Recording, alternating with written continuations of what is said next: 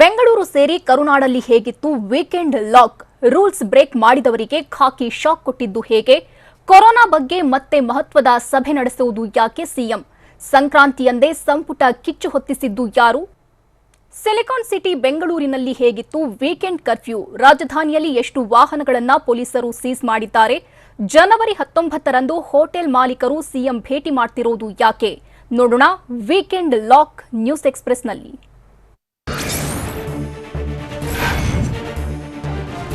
ಬೆಂಗಳೂರು ಸೇರಿ ಇಡೀ ಕರುನಾಡಿಗೆ 2 ದಿನ ಲಾಕ್ ಬಿದ್ದಿದೆ. ಕೊರೋನಾ ನಿಯಂತ್ರಣಕ್ಕೆ ವೀಕೆಂಡ್ ಕರ್ಫ್ಯೂ ತಂದಿದ್ದು ಶುಕ್ರವಾರ ರಾತ್ರಿ ಜಾರಿಯಾಗಿದೆ. ಸೋಮವಾರ ಬೆಳಗ್ಗೆವರೆಗೂ ವೀಕೆಂಡ್ ಕರ್ಫ್ಯೂ ಇರಲಿದ್ದು ಬೆಂಗಳೂರಿನಲ್ಲಿ ಹೆಜ್ಜೆ ಹೆಜ್ಜೆಗೂ ಖಾಕಿ ಸರ್ಪಕಾವಲು ಇದೆ. ಅನಗತ್ಯವಾಗಿ ಹೊರಬಂದವರಿಗೆ ಪೊಲೀಸ್ ಶಾಕ್ ಕೊಡುತ್ತಿದ್ದು ಬೇಕಾಬಿಟ್ಟಿ ತಿರುಗಾಡುತ್ತಿದ್ದವರ ವಾಹನಗಳನ್ನು ಸೀಸ್ ಮಾಡುತ್ತಿದ್ದಾರೆ. ರಾಜ್ಯದಾದ್ಯಂತ ಟಫ್ ರೂಲ್ಸ್ ಜಾರಿಯಾಗಿದೆ.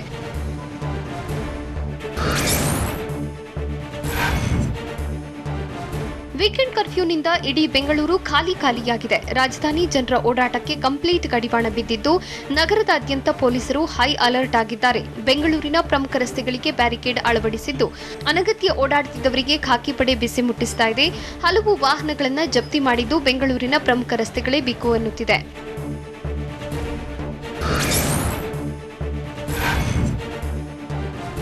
ಬೆಂಗಳೂರಲ್ಲಿ ವೀಕೆಂಡ್ ಕರ್ಫ್ಯೂನಲ್ಲೂ ಕೆಲವೆಡೆ ಅನಗತ್ಯ ಓಡಾಟಕ್ಕೆ ಬ್ರೇಕ್ ಬಿದ್ದಿಲ್ಲ. ಹೀಗಾಗಿ ರೂಲ್ಸ್ ಬ್ರೇಕ್ ಮಾಡೋರಿಗೆ ಪೊಲೀಸರು ಬಿಸಿ ಮುಟ್ಟಿಸುತ್ತಿದ್ದಾರೆ. ನಿನ್ನೆ ರಾತ್ರಿಯಿಂದ 100ಕ್ಕೂ ಹೆಚ್ಚು ವಾಹನಗಳನ್ನು ಸೀಸ್ ಮಾಡಿದ್ದಾರೆ. ಅನಗತ್ಯವಾಗಿ ಹೊರಬಂದವರ ತಪಾಸಣೆ ಮಾಡುತ್ತಿದ್ದು ಪ್ರಮುಖ ರಸ್ತೆಗಳಲ್ಲಿ ಚೆಕ್ ಪೋಸ್ಟ್ಗಳನ್ನು ನಿರ್ಮಿಸಿದ್ದಾರೆ. ತಪಾಸಣೆ ವೇಳೆ ಅನವಶ್ಯಕವಾಗಿ ಹೊರಬಂದಿರೋದು ಪಕ್ಕಾ ಆದರೆ ವಾಹನಗಳನ್ನು ಸೀಸ್ ಮಾಡುತ್ತಿದ್ದಾರೆ.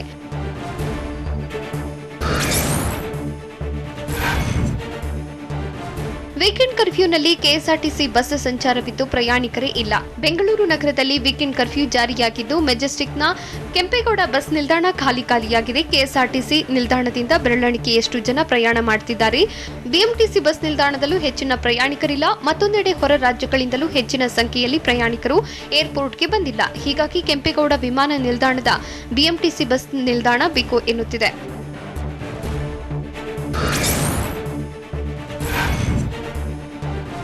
ವೀಕೆಂಡ್ ಕರ್ಫ್ಯೂನಿಂದ ಮೆಜೆಸ್ಟಿಕ್ ಮೆಟ್ರೋ ರೈಲು ನಿಲ್ದಾಣ ಖಾಲಿಯಾಗಿದೆ. ವೀಕೆಂಡ್ ಕರ್ಫ್ಯೂ ವೇಳೆಯೂ ಮೆಟ್ರೋ ಸಂಚಾರ ಮಾಡುತ್ತಿದೆ. ಬೆಳಗ್ಗೆ 8ರಿಂದ ರಾತ್ರಿ 9ರವರೆಗೆ ಮೆಟ್ರೋ ಸಂಚಾರವಿದೆ. ಆದರೆ ಮೆಟ್ರೋದಲ್ಲಿ ನಿಂತು ಪ್ರಯಾಣ ಮಾಡಲು ಅವಕಾಶ ಇಲ್ಲ. 30 ನಿಮಿಷಕ್ಕೊಂದು ಮೆಟ್ರೋ ರೈಲು ಸಂಚಾರ ಮಾಡ್ತಾ ಇದೆ. ಆದರೆ ಪ್ರಯಾಣಿಕರಿಲ್ಲದೆ ಮೆಟ್ರೋ ನಿಲ್ದಾಣ ಬಿಕೋ ಎನ್ನುತ್ತಿದೆ.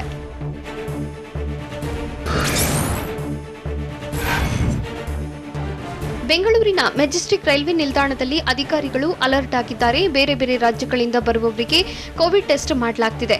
ಆರ್ಟಿಪಿಸಿಆರ್ ನೆಗೆಟಿವ್ ರಿಪೋರ್ಟ್ ಇದ್ರೂ ಕೋವಿಡ್ ಟೆಸ್ಟ್ ಮಾಡುತ್ತಿದ್ದಾರೆ. ಮಾಸ್ಕ್ ಇಲ್ಲದೆ ಬರುವವರಿಗೆ ಮಾರ್ಷಲ್ಗಳು ₹250 ದಂಡ ಹಾಕ್ತಿದ್ದಾರೆ. ಬಿಬಿಎಂಪಿ ಅಧಿಕಾರಿಗಳು ರೈಲ್ವೆ ನಿಲ್ದಾಣದ ಬಳಿ ತಪಾಸಣೆ ಮಾಡುತ್ತಿದ್ದಾರೆ.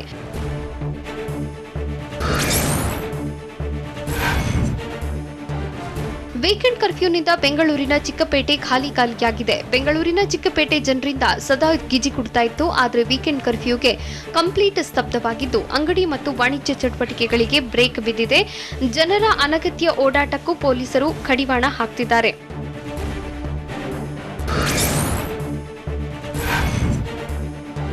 ಖಡಕ್ ವೀಕೆಂಡ್ ಕರ್ಫ್ಯೂ ಜಾರಿಯಾಗಿರೋದ್ರಿಂದ ಬೆಂಗಳೂರಿನಲ್ಲಿ ಹೋಟೆಲ್ ಮಾಲೀಕರು ಕಂಗಾಲಾಗಿದ್ದಾರೆ. ಪಾರ್ಸಲ್ಗೆ ಅವಕಾಶ ಇದ್ರೂ ನೋ ಯೂಸ್ ಎನ್ನುವಂತಾಗಿತ್ತು.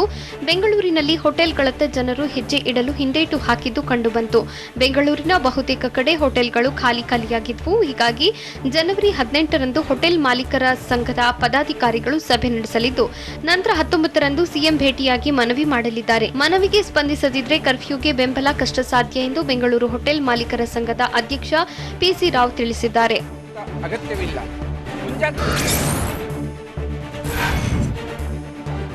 ವೀಕೆಂಡ್ ಕರ್ಫ್ಯೂಗೆ ಹೋಟೆಲ್ ಮಾಲೀಕರು ವಿರೋಧಿಸಿದ್ದಾರೆ. ಕರ್ಫ್ಯೂ ವೇಳೆ ಹೋಟೆಲ್ಗಳಲ್ಲಿ 50-50 ರೂಲ್ಸ್ ತನ್ನಿ ಅಂತ ಬೆಂಗಳೂರು ಹೋಟೆಲ್ ಮಾಲೀಕರ ಸಂಘದ ಅಧ್ಯಕ್ಷ ಪಿಸಿ ರಾವ್ ಒತ್ತಾಯಿಸಿದ್ದಾರೆ. ಟಿವಿ9 ಜೊತೆ ಮಾತನಾಡಿದ ಅವರು, ಪಾರ್ಸಲ್ ವ್ಯವಸ್ಥೆಯಿಂದ ಹೋಟೆಲ್ ವ್ಯಾಪಾರಕ್ಕೆ ನಷ್ಟವಾಗ್ತಿದೆ. ಹೀಗಾಗಿ ರಾತ್ರಿ 11 ಗಂಟೆ ಬಳಿಕ ನೈಟ್ ಕರ್ಫ್ಯೂ ಜಾರಿಗೊಳಿಸಬೇಕು ಅಂತ ಹೇಳಿದ್ದಾರೆ.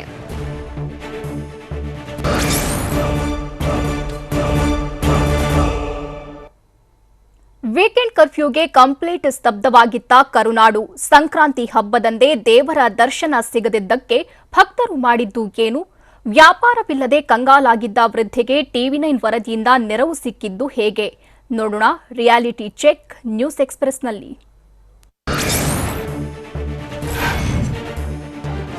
ಹೆಮ್ಮಾರಿ ಕೊರೋನಾ ಸ್ಫೋಟ ಒಮಿಕ್ರಾನ್ ಓಟಕ್ಕೆ ಬ್ರೇಕ್ ಹಾಕೋಕೆ ವೀಕೆಂಡ್ ಕರ್ಫ್ಯೂ ಜಾರಿ ಮಾಡಲಾಗಿದೆ. ಬೆಂಗಳೂರಿನಲ್ಲಿ ವಾರಾಂತ್ಯದ ಬೇಗಕ್ಕೆ ಸಿಲಿಕಾನ್ ಸಿಟಿ ಸಂಪೂರ್ಣ ಸ್ತಬ್ಧವಾಗಿದೆ. ಬಸ್ಗಳಿಲ್ಲದೆ ನಿಲ್ದಾಣ ಖಾಲಿಯಾಗಿದೆ. ಕಾರಣವಿಲ್ಲದೆ ರಸ್ತೆಗಿಳಿದವರಿಗೆ ಪೊಲೀಸರು ದಂಡಾಸ್ತ್ರದ ಬರೆ ಇಳಿಸಿದ್ದಾರೆ. ಬೆಂಗಳೂರಿನಾದ್ಯಂತ ಖಾಕಿ ಭದ್ರಕೋಟೆ ಕಟ್ಟಿದ್ದಾರೆ. ಗಲ್ಲಿಗಳಲ್ಲೂ ಹದ್ದಿನ ಕಣ್ಣಿಡಲಾಗಿದೆ.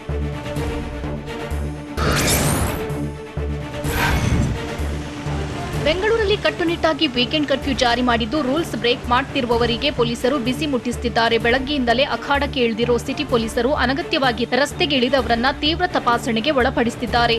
ಮತ್ತೊಂದೆಡೆ ಬಿಬಿಎಂಪಿ ಮಾರ್ಷಲ್ಗಳು ಮಾಸ್ಕ್ ಹಾಕದವರಿಗೆ ಬಿಸಿ ಮುಟ್ಟಿಸುತ್ತಿದ್ದಾರೆ. ಮೆಜೆಸ್ಟಿಕ್ ಮಾರ್ಕೆಟ್ ಸುತ್ತಮುತ್ತ ಮಾರ್ಷಲ್ಗಳು ರೌಂಡ್ಸ್ ಹಾಕ್ತಿದ್ದು ಮಾಸ್ಕ್ ಹಾಕದವರಿಗೆ 250 ರೂಪಾಯಿ ದಂಡ ಹಾಕ್ತಿದ್ದಾರೆ.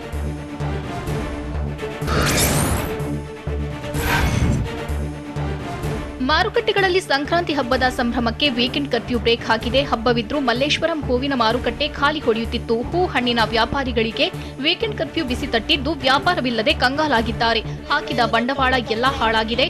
ಜೀವನ ನಡೆಸುವುದು ತುಂಬಾ ಕಷ್ಟ ಅಂತ ಅಳಲು ತೋಡ್ಕೊಂಡಿದ್ದಾರೆ. ಪೊಲೀಸರು ಮಲ್ಲೇಶ್ವರಂ ಮಾರುಕಟ್ಟೆಯನ್ನ ಬಂದ್ ಮಾಡಿಸಿದ್ದಾರೆ.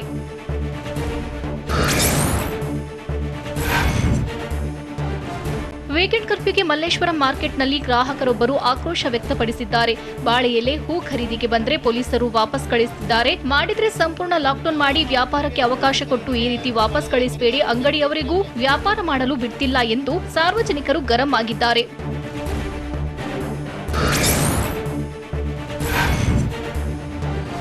ವೀಕೆಂಡ್ ಕರ್ಫ್ಯೂ ಹಿನ್ನೆಲೆ ದೇವಸ್ಥಾನಗಳಿಗೆ ಭಕ್ತರನ್ನ ನಿರ್ಬಂಧಿಸಲಾಗಿದೆ. ಹೀಗಾಗಿ ಸಂಕ್ರಾಂತಿ ಹಬ್ಬವಿದ್ರೂ ದೇವರ ದರ್ಶನ ಪಡೆಯಲಾಗದೆ ಭಕ್ತರು ನಿರಾಸೆ ಅನುಭವಿಸಿದ್ದಾರೆ. ಬೆಂಗಳೂರಿನ ಕಾಡು ಮಲ್ಲೇಶ್ವರ ದೇಗುಲದಲ್ಲಿ ಬೆಳಗಿನ ಪೂಜೆ ಮಾಡಿ ದೇವಸ್ಥಾನಕ್ಕೆ ಅರ್ಚಕರು ಬೀಗ ಹಾಕಿದ್ದಾರೆ. ಬೇರೆ ವಿಧಿಯಿಲ್ಲದೆ ಭಕ್ತರು ದೇವಸ್ಥಾನದ ಹೊರಗಿನಿಂದಲೇ ದೇವರಿಗೆ ನಮಸ್ಕರಿಸಿ ಹೋಗ್ತಿದ್ದಾರೆ.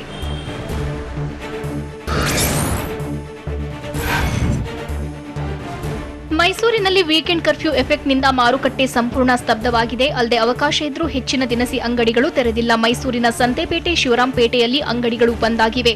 ಮಾರುಕಟ್ಟೆ ಗ್ರಾಹಕರಿಲ್ಲದೆ ಭಣಗುಟ್ಟಿದ್ದು ಬೆರಳೆಣಿಕೆಯಷ್ಟು ವ್ಯಾಪಾರಿಗಳು ದಿನಸಿ ಅಂಗಡಿ ತೆಗೆದಿದ್ದಾರೆ.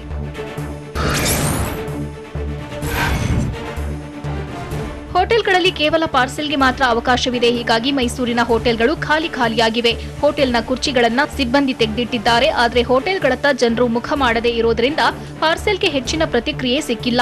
ಬೆರಳೆಣಿಕೆಯ ಜನರು ಪಾರ್ಸೆಲ್ ತೆಗೆದುಕೊಂಡು ಹೋಗ್ತಿದ್ದಾರೆ.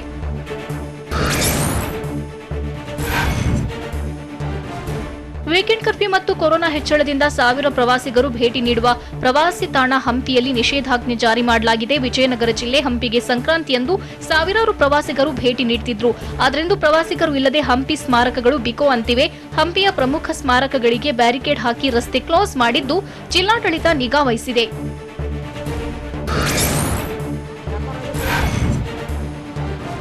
ವೀಕೆಂಡ್ ಕರ್ಫ್ಯೂನಿಂದ ವ್ಯಾಪಾರವಿಲ್ಲದೆ ಕಂಗಾಲಾಗಿದ್ದ ವೃದ್ಧೆಗೆ ಸಹಾಯ ಮಾಡಿದ್ದಾರೆ. ಬಳ್ಳಾರಿ ಬಸ್ ನಿಲ್ದಾಣದ ಮುಂಭಾಗ ಹಣ್ಣಿನ ವ್ಯಾಪಾರ ಮಾಡ್ತಿರೋ ವೃದ್ಧೆ ಸಂಧ್ಯಾಬಾಯಿ ಸಂಕಷ್ಟಕ್ಕೆ ಸಿಲುಕಿದ್ರು. 100 ರೂಪಾಯಿ ಕೂಡ ವ್ಯಾಪಾರ ಆಗ್ತಿಲ್ಲ ಅಂತ ಅಳಲು ತೋಡ್ಕೊಂಡಿದ್ರು.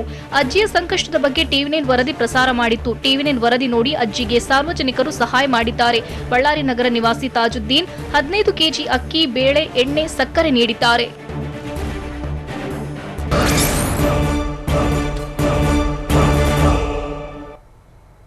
ಸರ್ಕಾರದ ನಿಯಮ ಉಲ್ಲಂಘಿಸಿ ಬಿಜೆಪಿ ಶಾಸಕರೇ ಮಾಡಿದ್ದೇನು? ಟ್ರಿಬಲ್ ರೈಡಿಂಗ್ ಮಾಡ್ತಿದ್ದವರಿಗೆ ಕಪಾಳ ಮೋಕ್ಷ ಮಾಡಿದ್ಯಾರು?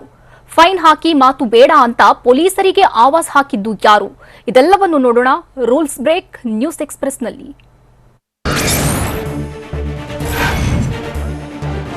ಬಿಜೆಪಿ ಶಾಸಕರೇ ಕೋವಿಡ್ ನಿಯಮಗಳ ಉಲ್ಲಂಘನೆ ಮಾಡಿದ್ದಾರೆ. ಎಮ್ಮೆ ಓಡಿಸುವ ಸ್ಪರ್ಧೆಗೆ ಬೆಳಗಾವಿ ಉತ್ತರ ಕ್ಷೇತ್ರದ ಬಿಜೆಪಿ ಶಾಸಕ ಅನಿಲ್ ಬೆನಕೆ ಚಾಲನೆ ನೀಡಿದ್ದಾರೆ. ಬೆಳಗಾವಿಯ ಚವಾಟ್ ಗಲ್ಲಿಯಲ್ಲಿ ಎಮ್ಮೆ ಓಡಿಸುವ ಸ್ಪರ್ಧೆ ಆಯೋಜಿಸಿದ್ದು ದೈಹಿಕ ಅಂತರವಿಲ್ಲದೆ ನೂರಾರು ಜನರು ಜಮಾವಣೆಯಾಗಿದ್ದರು. ಕೋವಿಡ್ ಕೇಸ್ ಹೆಚ್ಚಾಗುತ್ತಿದ್ದರೂ ಬಿಜೆಪಿ ಶಾಸಕರೇ ನಿರ್ಲಕ್ಷ್ಯ ತೋರಿದ್ದಾರೆ.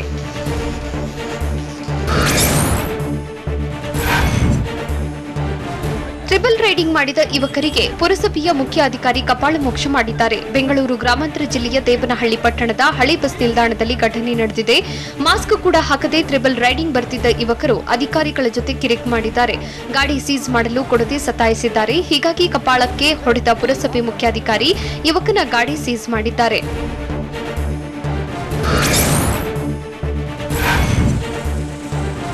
ಚಿತ್ರದುರ್ಗದಲ್ಲಿ ಪೊಲೀಸರು ಪ್ರವಾಸಿಗರ ಮಧ್ಯೆ ವಾಕ್ಸಮರ ನಡೆದಿದೆ. ವೀಕೆಂಡ್ ಕರ್ಫ್ಯೂ ನಡುವೆಯೂ ಪ್ರವಾಸಿಗರು ಕುಟುಂಬ ಸಮೇತ ಕಾರಲ್ಲಿ ಬಂದಿದ್ದಾರೆ. ಈ ವೇಳೆ ಪ್ರವಾಸಿಗರ ಕಾರನ್ನ ಪೊಲೀಸರು ತಡೆದಿದ್ದು ವಾಗ್ವಾದ ನಡೆದಿದೆ. ಫೈನ್ ಹಾಕಿ ಮಾತು ಬೇಡ ಎಂದು ಪ್ರವಾಸಿಗ ಹೇಳಿದ್ದಾನೆ. ಹೀಗಾಗಿ ದಂಡ ಅಲ್ಲ, ಮಾಸ್ಕ್ ಮುಖ್ಯ ಎಂದು ಪೊಲೀಸರು ದಂಡ ವಿಧಿಸಿ ಮಾಸ್ಕ್ ಹಾಕಿಸಿದ್ದಾರೆ.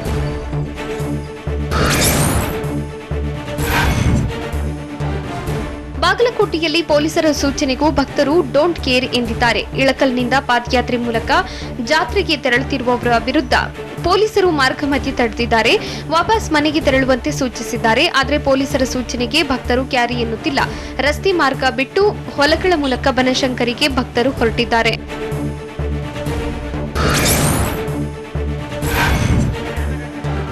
ಕೊಪ್ಪಳದಲ್ಲಿ ಜಾತ್ರೆ ರದ್ದಾದರೂ ಜನಜಾತ್ರೆಯೇ ಸೇರಿದೆ. ಗಂಗಾವತಿಯ ಚನ್ನಬಸವ ತಾತನವರ ಜಾತ್ರೆ ರದ್ದು ಮಾಡಲಾಗಿದೆ. ಆದರೂ ಚನ್ನಬಸವ ತಾತನವರ ದರ್ಶನಕ್ಕೆ ನೂರಾರು ಜನರು ಬಂದಿದ್ದಾರೆ. ಕೋವಿಡ್ ನಿಯಮಕ್ಕೆ ಡೋಂಟ್ ಕೇರ್ ಎಂದಿರೋ ಜನರು ಸಾಮಾಜಿಕ ಅಂತರ ಕಾಪಾಡದೆ ಮಾಸ್ಕ್ ಹಾಕದೆ ನಿರ್ಲಕ್ಷ್ಯ ತೋರಿದ್ದಾರೆ.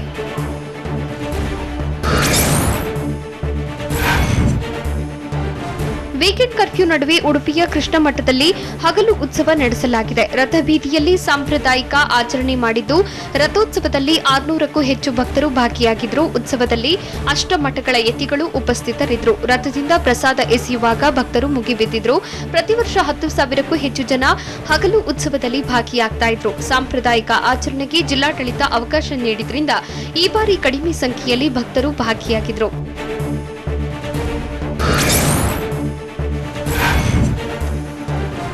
ಬಾಗಲಕೋಟೆಯಲ್ಲಿ ಖಾಕಿ ಕೈಯಿಂದ ಎಸ್ಕೇಪ್ ಆಗಲು ನಾನಾ ಕಾರಣ ಹೇಳಿ ತಗಲಾಕೊಳ್ತಿದ್ದಾರೆ. ವೀಕೆಂಡ್ ಕರ್ಫ್ಯೂ ವೇಳೆ ನಾನಾ ಕಾರಣ ಹೇಳಿ ಸಂಚಾರ ಮಾಡ್ತಿರುವವರಿಗೆ ಪೊಲೀಸರು ಬಿಸಿ ಮುಟ್ಟಿಸುತ್ತಿದ್ದಾರೆ. ನಾಯಿ ಡೆಲಿವರಿಗೆ ಹೋಗ್ತಿದ್ದೀನಿ ಅಂತ ಯುವಕ ಹೇಳಿದ್ದು ಪೊಲೀಸರು ಬೈಕ್ ಸೀಸ್ ಮಾಡಿದ್ದಾರೆ.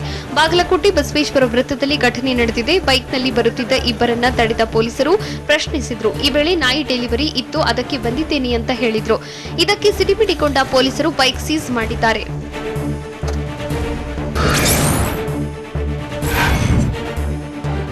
ಪೊಲೀಸರನ್ನ ನೋಡಿ ಮಾಸ್ಕ್ ಹಾಕಬೇಡಿ, ನಿಮಗಾಗಿ ಮಾಸ್ಕ್ ಹಾಕೊಳ್ಳಿ ಅಂತ ಕೊಪ್ಪಳದಲ್ಲಿ ವಾಹನ ಸವಾರನಿಗೆ ಪೊಲೀಸ್ ಕಾನ್ಸ್ಟೇಬಲ್ ಮನವಿ ಮಾಡಿದ್ದಾರೆ. ನಗರದ ಅಶೋಕ ವೃತ್ತದಲ್ಲಿ ತಪಾಸಣೆ ವೇಳೆ ಮಾಸ್ಕ್ ಇಲ್ಲದೆ ಬಂದ ಬೈಕ್ ಸವಾರರಿಗೆ ಪೊಲೀಸರು ಪ್ರಶ್ನಿಸಿದ್ರು. ಈ ವೇಳೆ ಬೇಕಿದ್ರೆ ಮನೆಗೆ ಹೋಗಿ ತೆಗೆದುಕೊಂಡು ಅಂತ ಹೇಳಿದ್ದಾನೆ. ಸವಾರನ ಮಾತಿಗೆ ಗರಂ ಆದ ಕಾನ್ಸ್ಟೇಬಲ್, ನಮಗೋಸ್ಕರ ಜೀವನ ಮಾಡ್ತೀರಾ ಅಂತ ಪ್ರಶ್ನೆ ಮಾಡಿದ್ರು. ನಿಮಗೆ ಒಳ್ಳೇದಾಗಲಿ ಅಂತ ನಾವು ಕೆಲಸ ಮಾಡ್ತಿದ್ದೇವೆ, ನಿಮ್ಮ ಸಲುವಾಗಿ ಮಾಸ್ಕ್ ಹಾಕಿ ಎಂದು ಹೇಳಿ ದಂಡ ಹಾಕಿದ್ರು.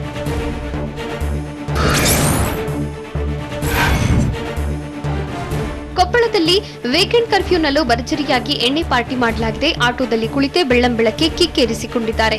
ಕಿರಾಣಿ ಅಂಗಡಿಯಲ್ಲೇ ಮದ್ಯ ಮಾರಾಟ ಮಾಡಲಾಗ್ತಿದ್ದು, ವೀಕೆಂಡ್ ಕರ್ಫ್ಯೂ ಇದ್ರೂ ಮದ್ಯ ಮಾರಾಟಕ್ಕೆ ಬ್ರೇಕ್ ಬಿದ್ದಿಲ್ಲ. ಕಿರಾಣಿ ಅಂಗಡಿಯಲ್ಲಿ ಮದ್ಯ ಖರೀದಿಸಿ ಆಟೋದಲ್ಲೇ ನಶೆ ಏರಿಸಿಕೊಳ್ಳುತ್ತಿದ್ದಾರೆ. ಮತ್ತೊಂದೆಡೆ ಕೊಪ್ಪಳ ರೈಲ್ವೆ ನಿಲ್ದಾಣದ ಬಳಿ ವ್ಯಕ್ತಿಯೊಬ್ಬ ಮದ್ಯ ಮಾರಾಟ ಮಾಡಿದ್ದಾನೆ.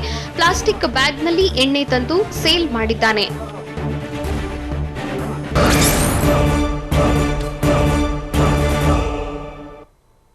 ಮುಂದಿನ ವಾರ ಸಿಎಂ ನೇತೃತ್ವದಲ್ಲಿ ಮಹತ್ವದ ಸಭೆ ನಡೆಯೋದು ಯಾಕೆ?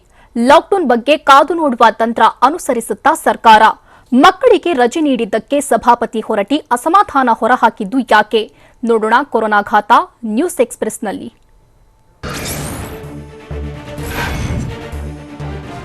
ಸಿಎಂ ಬಸವರಾಜ ಬೊಮ್ಮಾಯಿ ನೇತೃತ್ವದಲ್ಲಿ ಮುಂದಿನ ವಾರ ಮಹತ್ವದ ಸಭೆಯೊಂದು ನಡೆಯಲಿದೆ. ಸಭೆಯಲ್ಲಿ ಫೆಬ್ರವರಿಯಿಂದ ಲಾಕ್ಡೌನ್ ನಿರ್ಧಾರ ಕೈಗೊಳ್ಳುವುದು ಅನುಮಾನ ಅಂತ ಹೇಳಲಾಗಿದೆ. ಕೊರೋನಾ ಸೋಂಕು ಹರಡುವಿಕೆ ವಿಚಾರದಲ್ಲಿ ರಾಜ್ಯ ಸೇಫ್ ಝೋನ್ನಲ್ಲಿದೆ ಅನ್ನೋ ಲೆಕ್ಕಾಚಾರ ಶುರುವಾಗಿದ್ದು, ಇಂತಹ ತೀರ್ಮಾನಕ್ಕೆ ಬರಲು ಕಾರಣ ಎನ್ನಲಾಗಿದೆ. ನಿತ್ಯ ಸಾವಿರಾರು ಕೊರೋನಾ ಕೇಸ್ ಪತ್ತೆಯಾದರೂ ಆಸ್ಪತ್ರೆಗೆ ದಾಖಲಾಗ್ತಿರುವವರ ಸಂಖ್ಯೆ ಕಡಿಮೆ ಇರೋದ್ರಿಂದ ಸರ್ಕಾರ ಈ ನಿರ್ಧಾರಕ್ಕೆ ಬಂದಿದೆ ಅಂತ ಹೇಳಲಾಗಿದೆ.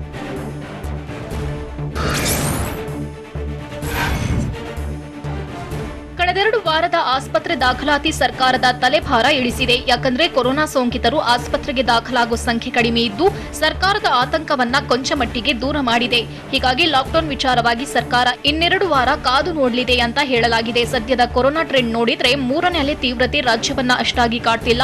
ಅಲ್ಲದೆ ಆಸ್ಪತ್ರೆ ದಾಖಲಾತಿ ನೋಡಿದ್ರೆ ಯಾವುದೇ ಆತಂಕ ಇಲ್ಲ. ಆಕ್ಸಿಜನ್ ಬೆಡ್, ಐಸಿಯು ಬೆಡ್ ವಿಭಾಗದಲ್ಲಿಯೂ ದಾಖಲಾತಿ ಪ್ರಮಾಣ ಹೆಚ್ಚಿಲ್ಲ. ಇದು ಸರ್ಕಾರದ ತಲೆಭಾರ ಇಳಿಸಿದೆ.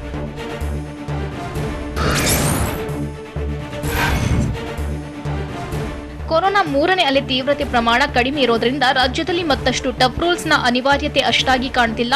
ರಾಜ್ಯದಲ್ಲಿ ಒಟ್ಟು ಕೊರೋನಾ ಸಕ್ರಿಯ ಕೇಸ್ಗಳು 1,41,337 ಇದೆ. ಈ ಪೈಕಿ 2,195 ಜನ ಮಾತ್ರ ಆಸ್ಪತ್ರೆಗೆ ದಾಖಲಾಗಿದ್ದಾರೆ. ಆಕ್ಸಿಜನ್ ಮತ್ತು ಎಚ್ಡಿಯು ಬೆಡ್ಗೆ 538 ಸೋಂಕಿತರು ದಾಖಲಾಗಿದ್ದಾರೆ.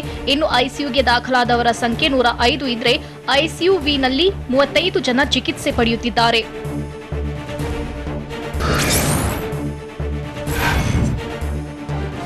1,157 ಕೊರೋನಾ ಸೋಂಕಿತರು ಮಾತ್ರ ಜನರಲ್ ಬೆಡ್ನಲ್ಲಿ ಟ್ರೀಟ್ಮೆಂಟ್ ಪಡೆಯುತ್ತಿದ್ದಾರೆ. ರಾಜ್ಯದ 52.71% ಸೋಂಕಿತರು ಜನರಲ್ ಬೆಡ್ನಲ್ಲೇ ಚಿಕಿತ್ಸೆ ಪಡೆಯುತ್ತಿದ್ದಾರೆ. 0.38% ಜನ ಆಕ್ಸಿಜನ್ ಮತ್ತು ಎಚ್ಡಿಯು ಬೆಡ್ಗೆ ದಾಖಲಾಗ್ತಿದ್ದಾರೆ. ಇನ್ನು 0.07% ಸೋಂಕಿತರು ಐಸಿಯುಗೆ ದಾಖಲಾಗಿ ಚಿಕಿತ್ಸೆ ಪಡೆಯುತ್ತಿದ್ದಾರೆ. ಅಲ್ಲದೆ 0.02% ಸೋಂಕಿತರನ್ನ ಮಾತ್ರ ವೈದ್ಯರು ವೆಂಟಿಲೇಟರ್ ಚಿಕಿತ್ಸೆಗೆ ರೆಫರ್ ಮಾಡುತ್ತಿದ್ದಾರೆ.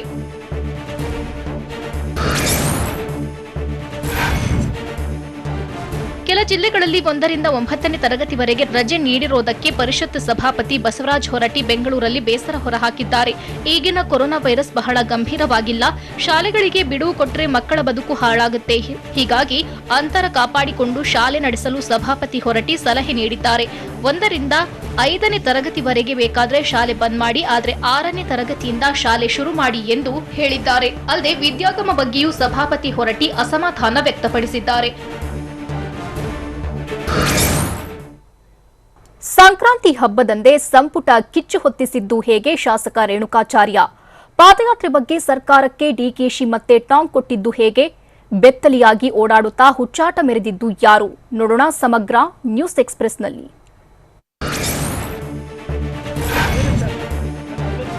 ಗುಜರಾತ್ ಮಾದರಿಯಲ್ಲಿ ರಾಜ್ಯ ಸಂಪುಟ ರಚನೆ ಆಗಲಿ ಅಂತ ದಾವಣಗೆರೆಯಲ್ಲಿ ಬಿಜೆಪಿ ಶಾಸಕ ಎಂಪಿ ರೇಣುಕಾಚಾರ್ಯ ಹೇಳಿದ್ದಾರೆ. ನಮ್ಮಲ್ಲಿ ಕೆಲ ನಾಯಕರೇ ಮತ್ತೆ ಮತ್ತೆ ಸಚಿವರಾಗ್ತಿದ್ದಾರೆ. ಇದಕ್ಕಾಗಿ ನಾವೇನು ರೆಸಾರ್ಟ್ ರಾಜಕೀಯ ಮಾಡಲ್ಲ. ಸಿಎಂ ಬಿಟ್ಟು ಉಳಿದವರಿಗೆ ಗುಜರಾತಿ ಮಾದರಿ ಅನುಸರಿಸಬೇಕು ಅಂತ ಶಾಸಕ ರೇಣುಕಾಚಾರ್ಯ ತಾವು ಕೂಡ ಸಚಿವ ಸ್ಥಾನದ ಆಕಾಂಕ್ಷಿ ಅಂತ ಪರೋಕ್ಷವಾಗಿ ಹೇಳಿದ್ದಾರೆ.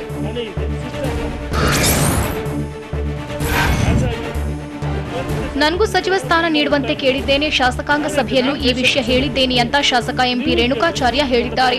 ರಾಜಕೀಯ ಕಾರ್ಯದರ್ಶಿ ಹುದ್ದೆಗೆ ಬೇಸರವಾಗಿದೆ. ಸಿಎಂ ರಾಜಕೀಯ ಕಾರ್ಯದರ್ಶಿ ಮಕ್ಕಳಾಟವಾಗಿದೆ ಅಂತ ದಾವಣಗೆರೆಯಲ್ಲಿ ಎಂಪಿ ರೇಣುಕಾಚಾರ್ಯ ಹೇಳಿದ್ದಾರೆ.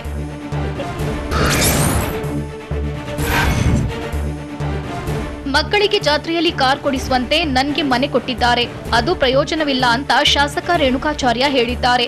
ಜನಪರ ಕೆಲಸ ಮಾಡಲು ಆಗ್ತಿಲ್ಲ. ನಾನೇನು ರೆಸಾರ್ಟ್ ರಾಜಕೀಯ ಮಾಡಲ್ಲ. ಆದ್ರೆ ನನಗೆ ಸಚಿವ ಸ್ಥಾನ ಕೊಡಿ ಅಂತ ಬಹಿರಂಗವಾಗಿ ಶಾಸಕ ರೇಣುಕಾಚಾರ್ಯ ತಮ್ಮ ಮನದಾಳ ಹೊರಹಾಕಿದ್ದಾರೆ.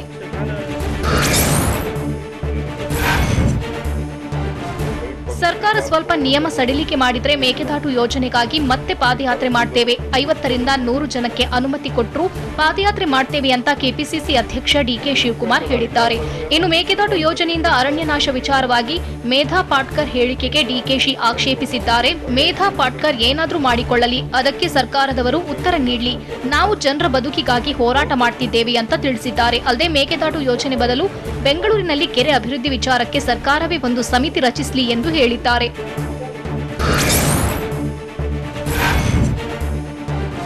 ಅಧಿಕಾರಿಗಳ ಕಾರ್ಯವೈಖರಿಗೆ ಡಿಕೆಶಿ ಅಸಮಾಧಾನ ಹೊರಹಾಕಿದ್ದಾರೆ. ನಮ್ಮ ವಿರುದ್ಧ ಮಾತ್ರ ಪ್ರಕರಣ ದಾಖಲು ಮಾಡಿದ್ದಾರೆ. ನಾವು ಕೋರ್ಟ್ನಲ್ಲಿ ಈ ಬಗ್ಗೆ ಹೋರಾಡ್ತೇವೆ. ಸರ್ಕಾರ ಎಚ್ಚೆತ್ತು ಎಲ್ಲರನ್ನ ಸಮನಾಗಿ ನೋಡದಿದ್ರೆ ಸರಿ ಇರಲ್ಲ. ಈಗ ಅದ್ಯಾವುದೋ ಹಳೆ ಕೇಸ್ ಓಪನ್ ಮಾಡಿದ್ದಾರೆ. ನನ್ನ ಮೇಲೆ ಏನೇನ್ ಬೇಕೋ ಎಲ್ಲವನ್ನ ಮಾಡ್ತಿದ್ದಾರೆ.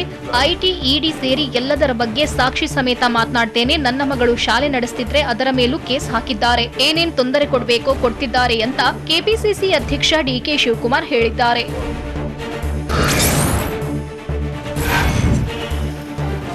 ಹಾವೇರಿ ನಗರದಲ್ಲಿ ಮಾನಸಿಕ ಅಸ್ವಸ್ಥನೊಬ್ಬ ಕೈಯಲ್ಲಿ ಬಾಟಲ್ ಹಿಡಿದು ಸಿಕ್ಕವರ ಮೇಲೆ ಹಲ್ಲೆಗೆ ಯತ್ನಿಸಿದ್ದಾನೆ. ಕಳೆದ ಕೆಲವು ವರ್ಷಗಳಿಂದ ನಗರದಲ್ಲೇ ವಾಸವಾಗಿರೋ ಮಾನಸಿಕ ಅಸ್ವಸ್ಥ ಪ್ರಭು ಹಿರೇಮಠ ಎಂಬಾತ ಹುಚ್ಚಾಟ ಮೆರೆದಿದ್ದಾನೆ. ಅಸ್ವಸ್ಥನ ಹುಚ್ಚಾಟಕ್ಕೆ ನಗರದ ಜನ ಕೆಲಕಾಲ ಆತಂಕಗೊಂಡಿದ್ರು. ಅದೃಷ್ಟವಶಾತ್ ಯಾರ ಮೇಲೆಯೂ ಹಲ್ಲೆಯಾಗಿಲ್ಲ.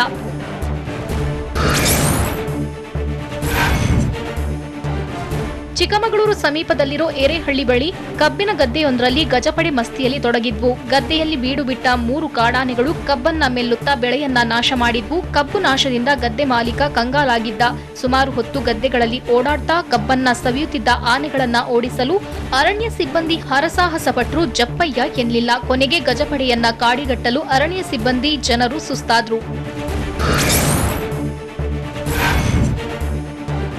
ಟಿಆರ್ಪಿ ಬಿಡುಗಡೆ ಪುನಾರಂಭಕ್ಕೆ ಎದುರಾದ ಹಲವು ವಿಘ್ನಗಳ ಬೆನ್ನಲ್ಲೇ ಭಾರತದ ನಂಬರ್ 1 ನ್ಯೂಸ್ ನೆಟ್ವರ್ಕ್ ಟಿವಿ9 ಮಹತ್ವದ ನಿರ್ಧಾರ ಕೈಗೊಂಡಿದೆ. ಎಂಬಿಡಿಎ ಅಂದ್ರೆ ನ್ಯೂಸ್ ಬ್ರಾಡ್ಕಾಸ್ಟರ್ ಅಂಡ್ ಡಿಜಿಟಲ್ ಅಸೋಸಿಯೇಷನ್ನಿಂದಲೇ ಹೊರಬರಲು ಟಿವಿ9 ತೀರ್ಮಾನಿಸಿದೆ.